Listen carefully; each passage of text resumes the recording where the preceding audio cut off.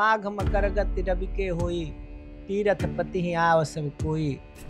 निहत्थे साधु पर भी गोली कैसे चलाई जा सकती है? तो जघन्य अपराध हुआ कि जलियांवाला बाग में जनरल डायर ने जैसे गोली चलाई थी, उसी तरह मिसेस गांधी ने उन निहत्थे साधुओं पर गोली चलाई थी। सर्व पूज्य गौ माता, जो हम लोग की वेद लक्षणा गौ माता, जो सनातन धर्म की प्राण है, अगर कोई व्यक्ति 3 करोड़ की गाड़ी पर चढ़ता है तो उसका प्रारब्ध है, उसको देने वाले हम और आप हैं।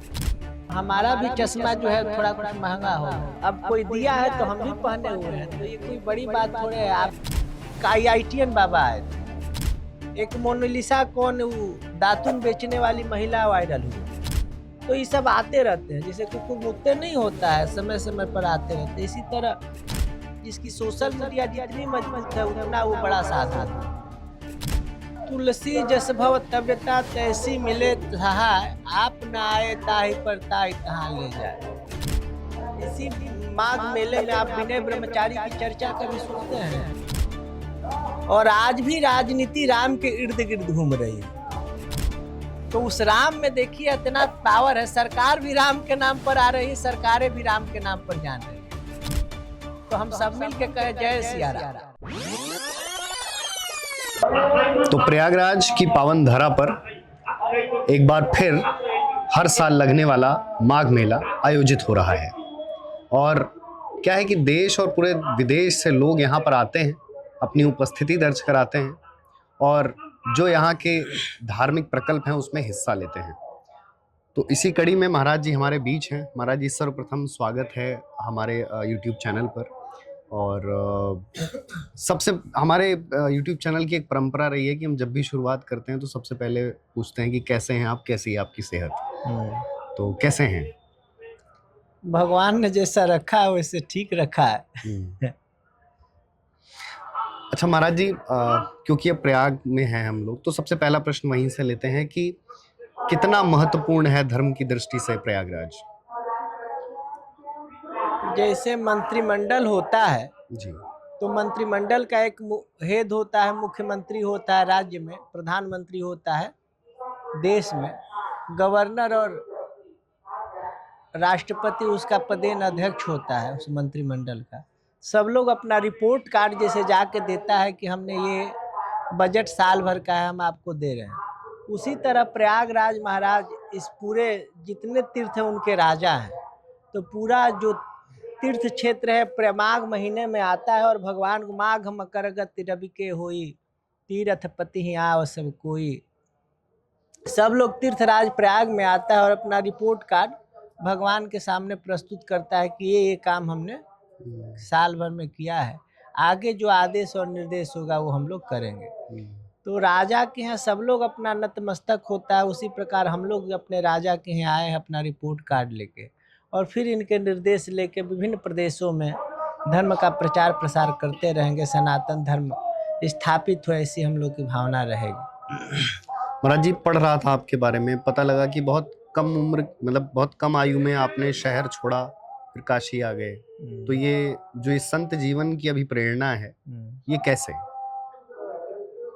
देखिए, संत जीवन महापुरुषों का जब सानिध्य होता है, उनका दर्शन होता है, उसके विचित्र चरित्र का अवलोकन होता है और उनकी कृपा जब अपने आप पर होती है तो आदमी को लगता है कि सत्य के मार्ग पर चलना चाहिए और सत्य को प्राप्त करना चाहिए। यही अभी प्रेरणा हमारे जीवन में भी हुई। स्वामी वेदांती जी महाराज के दिव्य दर्शनों से, दिव्य दर्शन के लाभ से ऐसी अनुभूति हुई कि अब हम लोग को सनातन धर्म के लिए कुछ काम करना चाहिए। अपने लिए जीना और मरना तो सब लोग जानते हैं, परंतु अब सनातन धर्म में ही अपनी अभिरुचि को व्यक्त करना है और उसी के माध्यम से संसार का कल्याण हो और हमारा भी कल्याण परम तत्व को प्राप्त करके उस परम तत्व में विलीन हो जाए। ऐसी भावना से हम लोग भी निकल पड़े। महाराज जी, कल जब आपसे पहला आपका दर्शन हुआ तो इस बात का उल्लेख हुआ कि एक बहुत बड़ा यज्ञ भी आयोजित करने वाले हैं आप, जिसमें मतलब बड़ी उसकी प्रक्रिया है। तो मैं चाहूँगा कि आप उसके बारे में भी बताएं।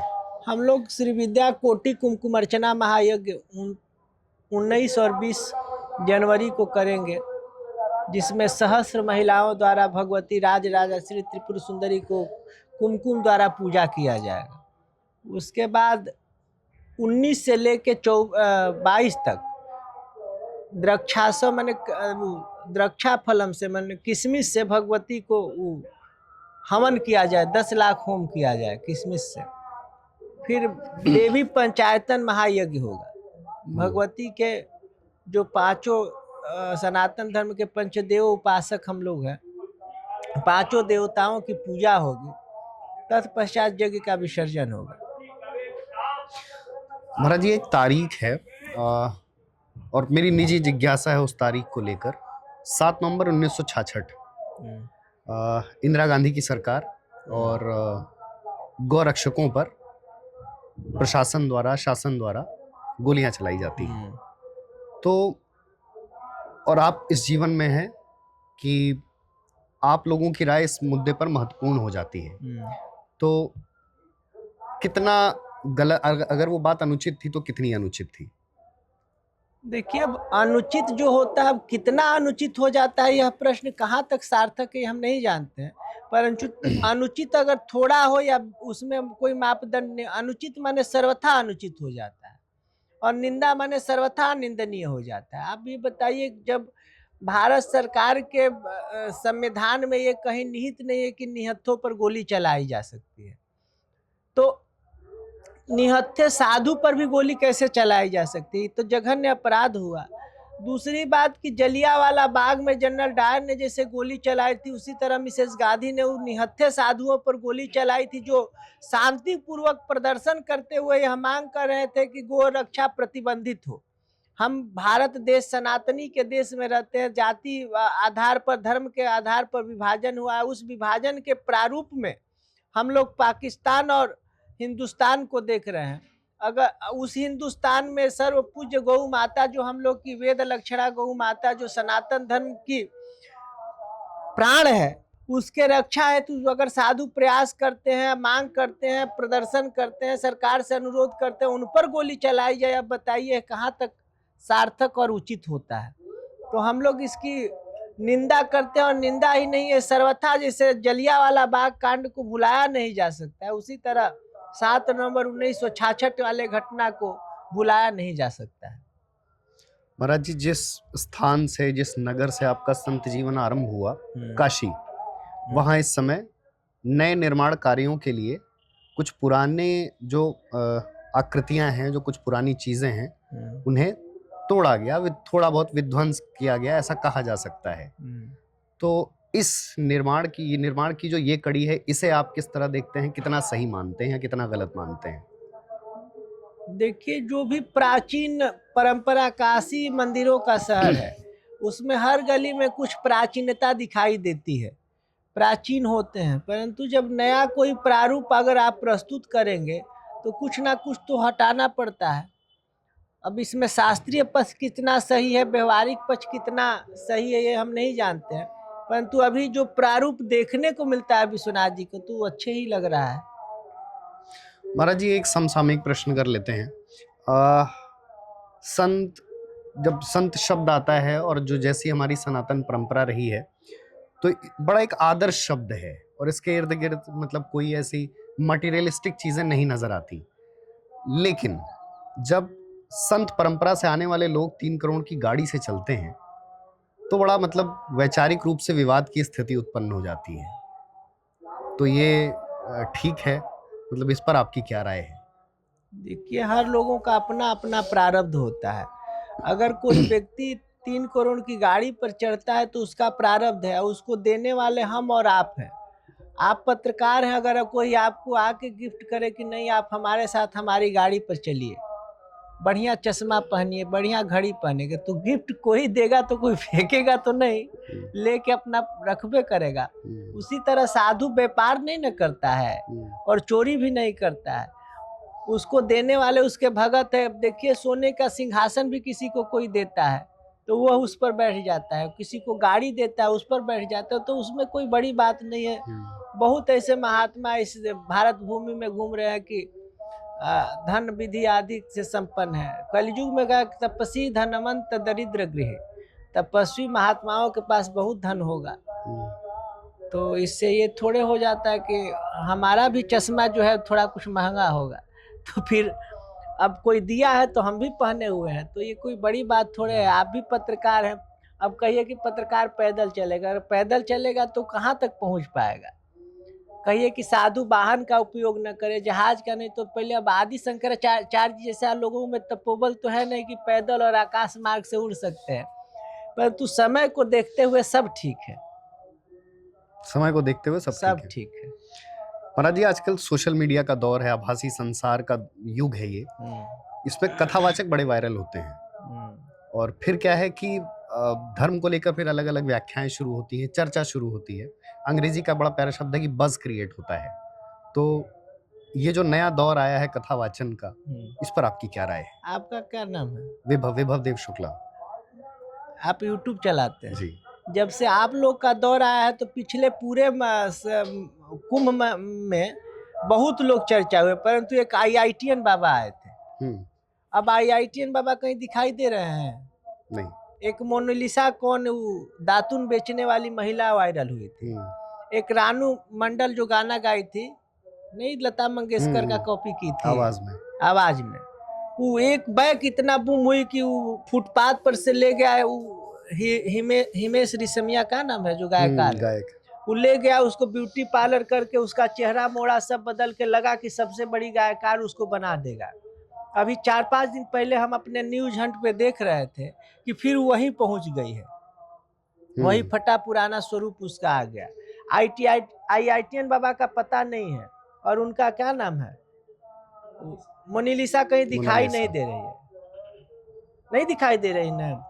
कुछ दिन पहले एक फिल्म चला था, आप हो सके बन किस सन का है आपका? 95। तो आपको नहीं, वो सब 80 के दशक में एक संतोषी माता फिल्म आता, जय जय संतोषी माता जय जय माँ।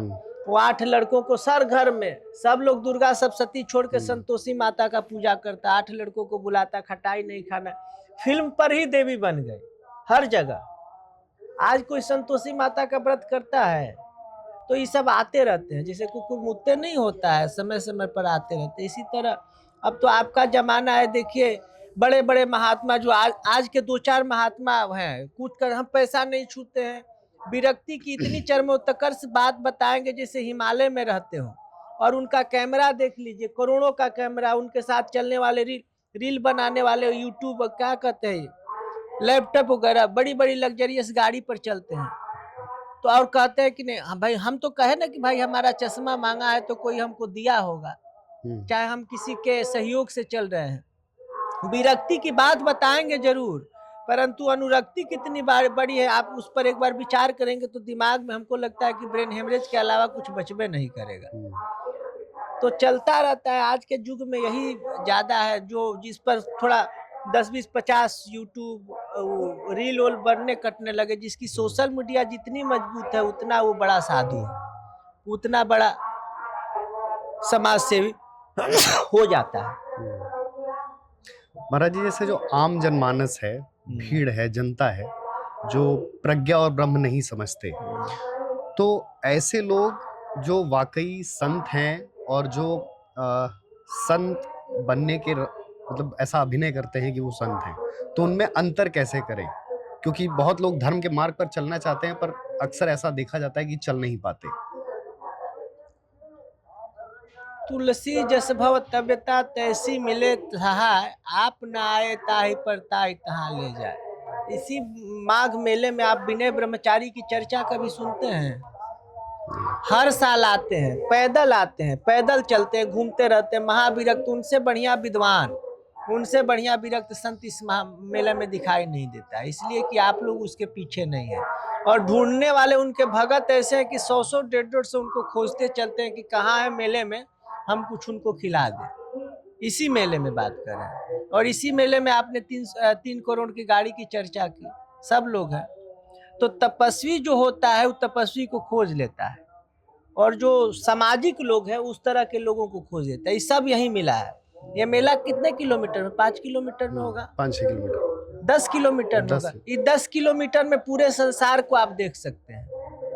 यहाँ सबसे बड़ा विरक्त भी मिलेगा, सबसे बड़ा आसक्त भी मिलेगा। दोनों इस 10 किलोमीटर में पूरा संसार की कल्पना कर सकते हैं।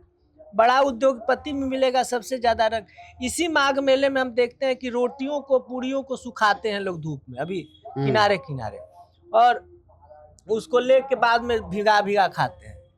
तो कहीं ना कहीं इस भूखमरी की दुनिया है तो यहाँ, तब न ले रहे हैं। तो दोनों इस मेले में दिखाई, पूरा संसार इस की कल्पना इसी दुनिया में कर सकते हैं। आप पता नहीं अनंत व्रत की कथा सुने हैं कि नहीं? अनंत व्रत होता है भादो शुक्ल चतुर्दशी को। वो भगवान को खोजने कौटिल्य मुनि निकलते हैं, और एक भगवान उनको गुफा, एक बूढ़ा व्यक्ति आता है, जब देखते हैं कि फांसी लगा के मर जाएंगे तो बाप पकड़ते हैं और गुफा में लेके चले जाते हैं। तो उसी गुफा में उनको भगवान अनंत ने विश्व दर्शन, अनंत स्वरूप का दर्शन करा देते हैं, जैसे भगवान कृष्ण ने अपने माँ को मुख में दर्शन करा। तो इसी मेले में सब लोग, अब आपकी रुचि किस ओर हो रही है? इस मेले में बेबिचारी भी घूम रहे हैं, जो लड़के लड़कियों के पीछे घूम रहे हैं। इस मेले में चोर भी घूम रहे हैं, कैसे किसी का गर्दन और हाथ का सामान लेके भाग जाए। इस में दानी भी आ रहे हैं, दानी नहीं आ रहे तो कंबल साड़ी बट कहाँ से रहा है, और इस में लेने वाले भी आ रहे हैं। सब इस संसार इस मेले में दिखाया गया है। अपनी भावना अगर जागृत होगा तो अच्छे महात्मा मिल जाएंगे, धर्म का उद्देश्य और धर्म के उद्देश्य का पालन कराने वाला व्यक्ति भी मिल जाएगा। ऐसा नहीं है कि इस मेले में विनय ब्रह्मचारी जैसे अच्छे अच्छे महापुरुष भी निकलते हैं, घूमते हैं, मिलते हैं, और अच्छे अच्छे अनुरक्त भी मिलते हैं, जो कि बड़ा बड़ा प्रदर्शन करके अपने आप को चले जाते हैं। महाराज जी, अंतिम 2 प्रश्न। विपक्ष है इस देश का जो, वो संभवतः वो इस कारण के मूल में था कि राम मंदिर का निर्माण में इतना समय लगा, और अभी भी जब हम विपक्ष की भूमिका देखते हैं तो वो धर्म, या जो जिन्हें मर्यादा पुरुषोत्तम कहा जाता है, उनके प्रति बड़ी प्रतिवादी रही है। तो ये कितना ठीक है कि राजनीतिक दल जिस देश, मतलब जो पूरा देश राम की अवधारणा पर है, उसका विरोध करें? देखिए, राम जी को गए, हमको लगता है 4,32,000 हमारे स्वामी जी कहते थे कितना वर्ष पहले भगवान राम आए थे, और आज भी राजनीति राम के इर्द गिर्द घूम रही है। एक